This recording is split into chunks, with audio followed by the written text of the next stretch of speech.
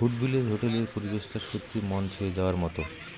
চারপাশে সাজানো পরিপাটি, আবহাওয়া শান্ত পরিবেশ আর অতিথি আপ্যায়নতা সব মিলিয়ে যেন পথের ক্লান্তি আপনা আপনি হালকা হয়ে যায়।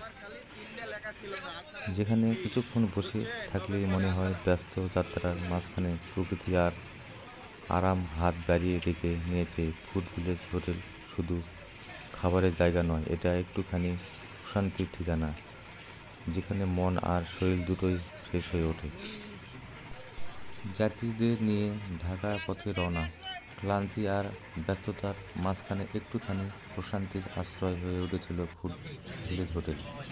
রাস্তার ধুলো ঝেড়ে সেখানে থামা মানে শুধু বিরতি নয়, যেন নতুন করে নিঃশ্বাস নেওয়া। যাত্রীরা নিজের মতো করে একটু বিশ্রাম নিল আর আমিও ফ্রেশ হয়ে নিলাম। মনের ভিতরে ক্লান্তিটুকু যেন সেখানে রেখে এলাম।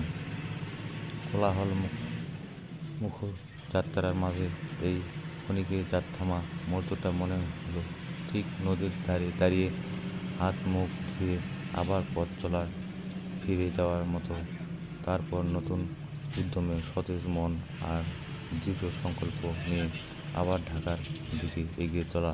গন্তব্যের পথে এক সুন্দর স্মৃতি হয়ে রইল ফুড ভিলেজ সেই বিরতি।